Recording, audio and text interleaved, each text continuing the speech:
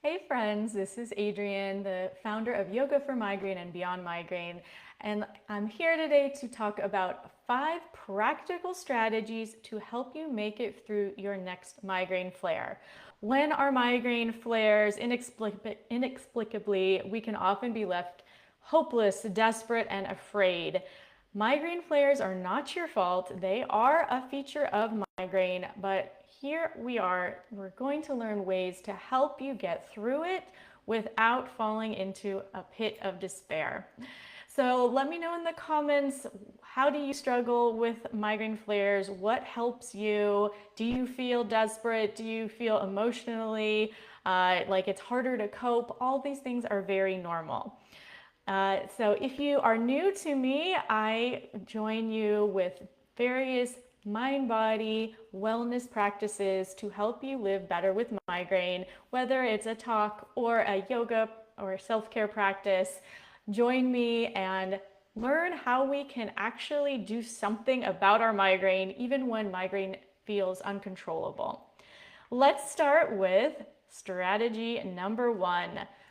Your meds. So here I am talking about all natural approaches, but meds are number 1 on my list for helping me through a migraine flare. So hear me out. I'm not gonna, you definitely need to listen to your doctor. This is not medical advice, but I'll share what helps me in terms of my strategy with medication during a flare. So I don't hesitate, number 1, to take my abortive meds.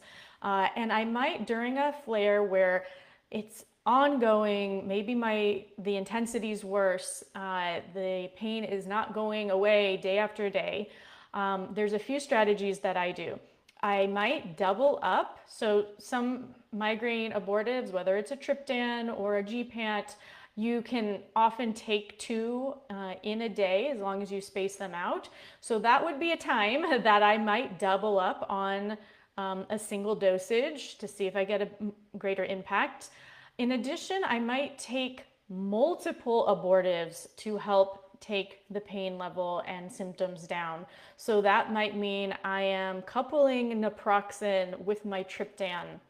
So you're often, especially with naproxen and triptans, that is a even more effective combination. So when we're thinking of medication overuse or the rebound headache, those risks that we take when we take an abortive are less risky when they are taken. If you take more in one day, that is a lesser risk than taking the same number over multiple days. So that's why I feel better. I'm just try to hit it hard with as many things that are okay for you and your doctor that you are permitted to take. And I'm trying to knock the pain level down. I'm also gonna couple on my devices. So we are using everything, all our tools at our disposal when your symptoms are at a high intensity range. And then even if that does not help, when I'm still struggling, the pain is not getting better, my symptoms feel less responsive to my abortive medications. After 3 days, that's usually my cutoff point. Migraine attacks typically are thought to not last more than 3 days, although I'm sure many of us have had them last longer. But that's for me when I feel like I've done all I can with my home medications and it's still enduring, it is still not responding to my medication. That's my call to go to urgent care. So here in the US, we have options for emergency room, urgent care. I personally thankfully have not needed to go to the ER. I've actually had really good success going to urgent care. This is usually that where you can just show up, you don't need an appointment. Sometimes the wait is long, but thankfully where I live, I'm usually able to get in and out, which is great when you feel rotten with a migraine attack. Usually when you go to ER, that's when you're gonna get epic wait times.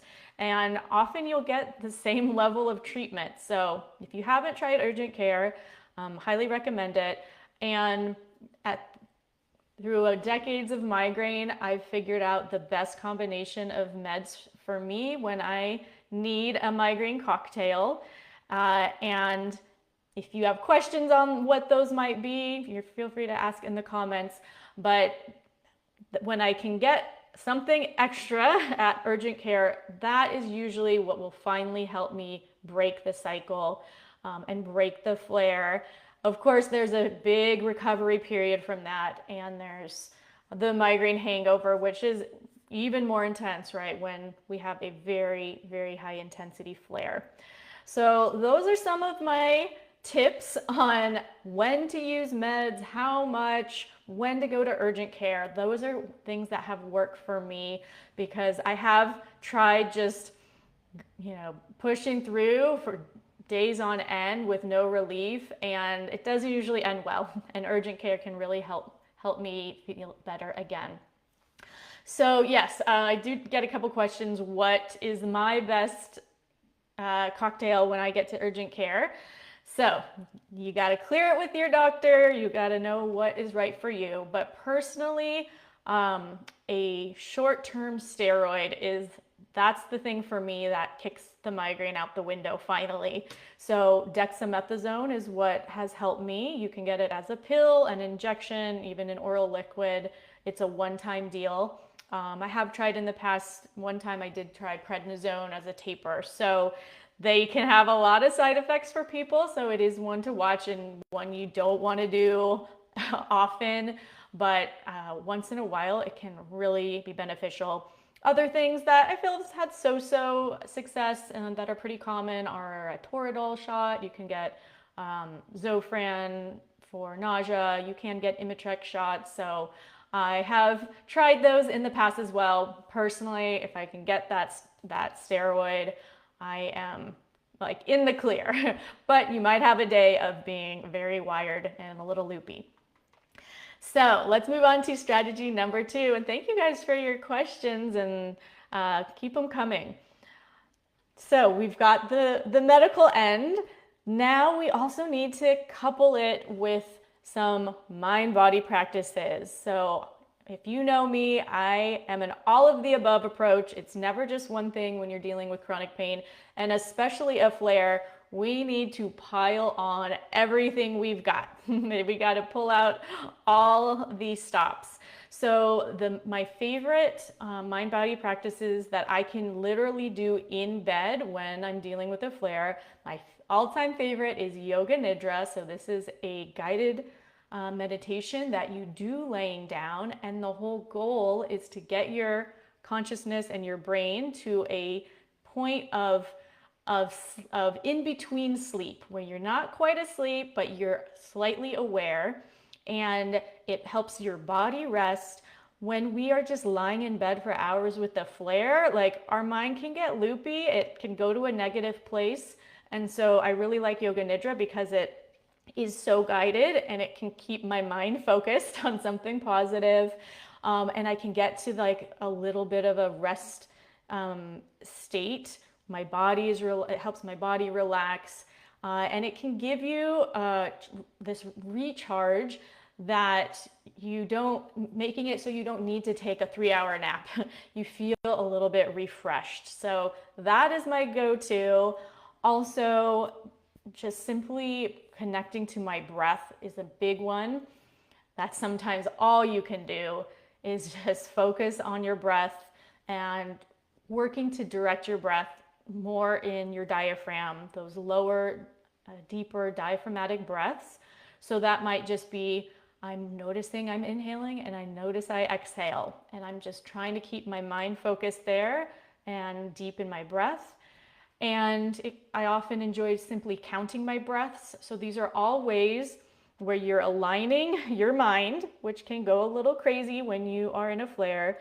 You are connecting to your breath, which helps to calm your nervous system, calm your brain, and all of this in turn decreases your actual physical pain and symptoms. So many benefits from what seems simple. You just watch your breath, but really it can be profound, and sometimes the only thing we have available when the symptoms are just off the charts. Diaphragmatic breaths can be also really helpful for nausea. So that's one where you can even just have one hand on your heart, one hand on your belly, and you feel the movement of your belly and chest, and you're reconnecting to your body in a safer way. And lastly, actually, we got two more practices. Bed yoga. So this might be suitable, if you're maybe you just took a med and it's starting to kick in, but you're not full 100%. There's practices that you can do lying in bed, usually more of a restorative yoga approach where you have your pillows and your blankets supporting you. It's not active. It's really there to help you stretch and open a bit, help relax your nervous system. We can get really stiff and tight when we are just in bed, immobile for a long time. So gentle, I'm talking gentle, barely moving, just being supported maybe with your knees together or your knees apart and your feet together. That simple, but it's something to help our bodies not just tighten up, because when our muscles are tight, our neck and shoulders are tight, all of this increases our overall pain. And then the very last practice that can be helpful are somatic tracking practices from the pain reprocessing therapy approach that focus on you connecting to positive sensations in your body. So I have guided practices for this. They're called practices to lean into positive sensations. When we're in a flare, it's not a good time to track your pain. It's too intense. It is a good time, though, to connect to a sense of safety in your body, which means maybe you focus on just how good your blanket feels, how good it feels just to breathe. Maybe you notice the warmth in your hands. Those simple adjustments of your awareness from the dire pain that you're in to just seeing if you can nudge it towards something that feels good and pleasant can be very beneficial to help soothe and turn down this pain level that is just cranked up high. All of these practices that I mentioned are in my $7 migraine flare toolkit.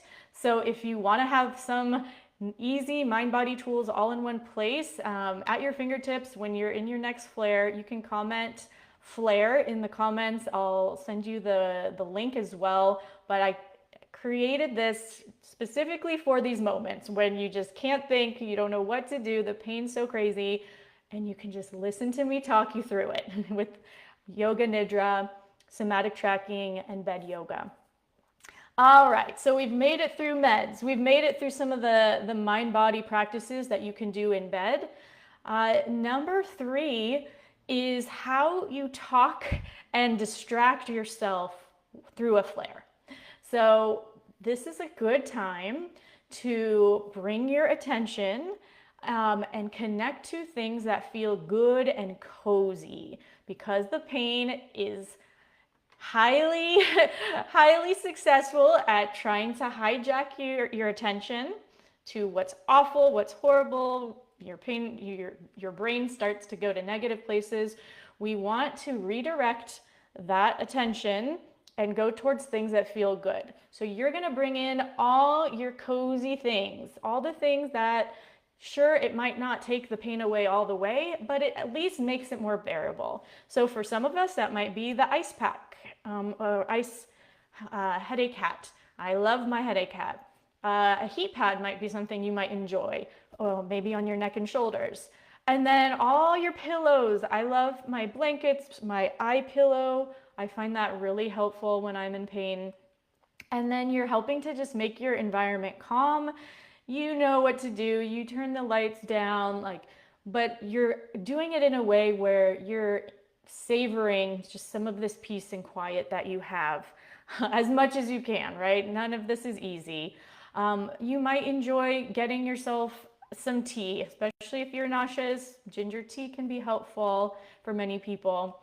And then if you are in a place where maybe you're just getting bored laying there, you are feeling a little bit more functional, you might have something that you watch, maybe a funny show, maybe a travel or nature documentary, something really low key nothing too stimulating, to kind of help pass the time, take your mind off the pain.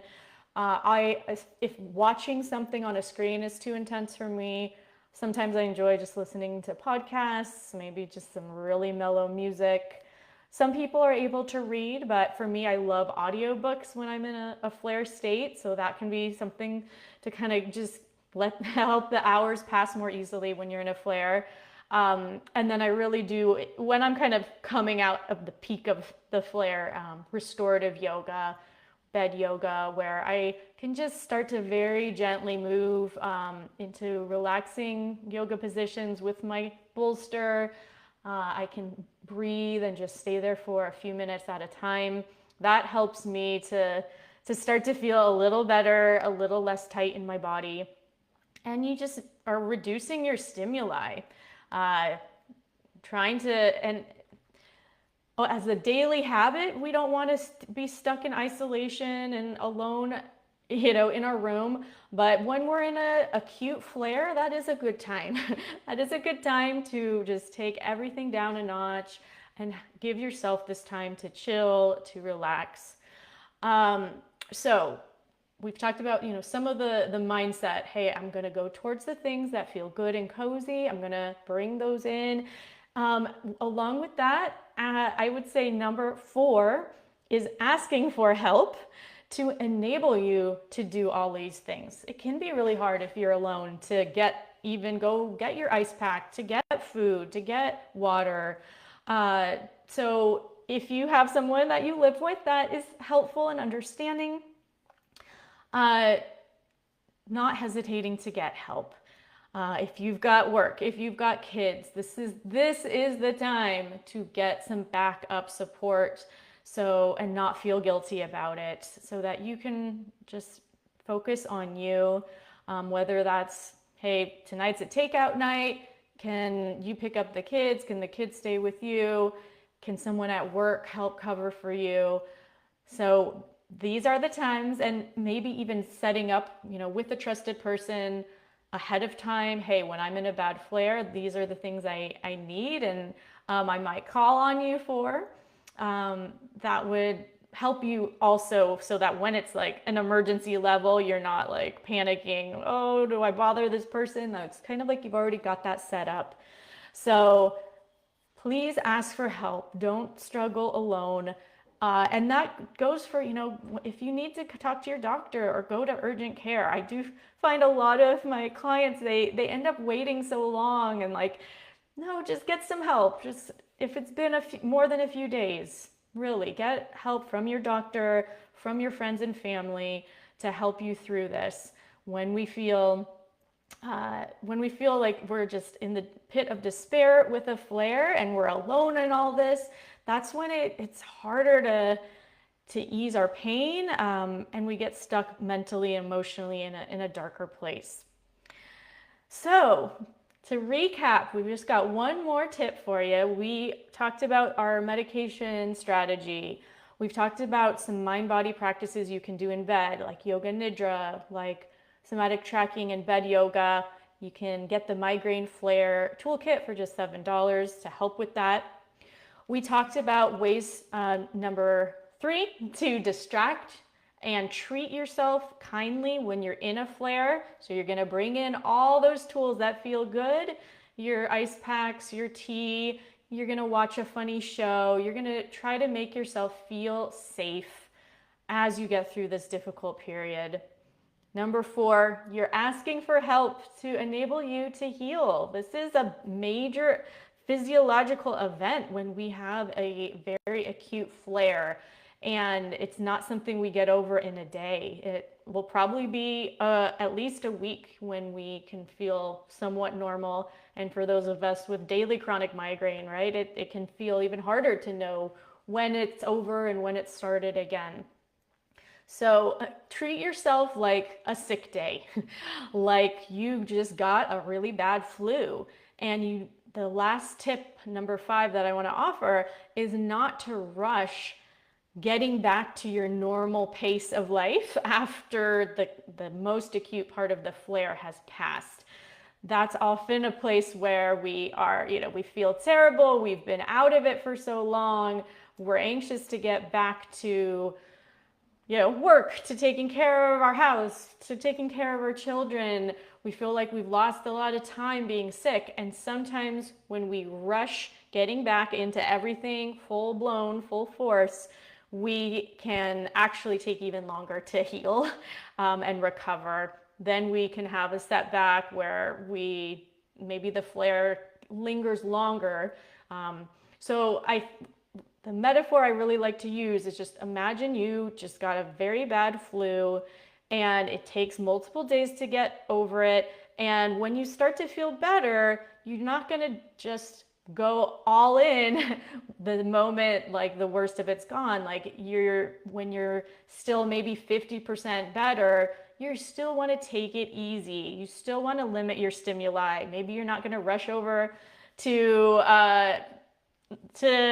the Disneyland, right, the next day. Like you're gonna take your time to recover and give yourself more opportunity to rest, probably more than you do in your normal when you're feeling good life.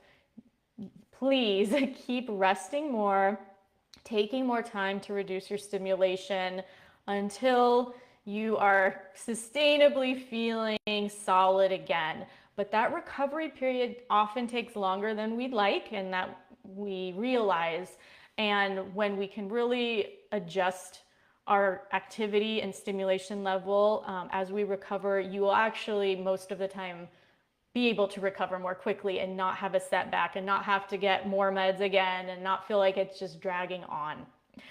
So I'd love to hear which of these strategies was most helpful. Is there anything new that you hadn't done before that you've learned?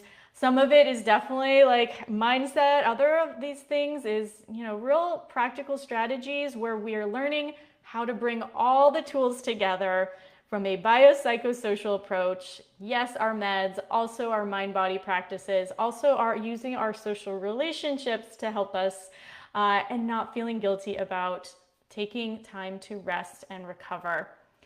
So we've got a few people who want the Migraine Flare Toolkit link, so I'll share that with you. It's just $7. This is like that emergency toolkit to help you with 3 practices through a migraine flare. If you want something more comprehensive, so you're not just putting band-aids on these flares all the time. If these migraine flares are happening much more frequently than you would like, that's when we need more of a preventative approach. Yes, preventative meds are part of our treatment plan, and more of a preventative lifestyle approach. And that is what I teach in Beyond Migraine, my group coaching program. We start September 29th. We've got really like one more week to enroll, to book a call with me to see if you'd be a good fit.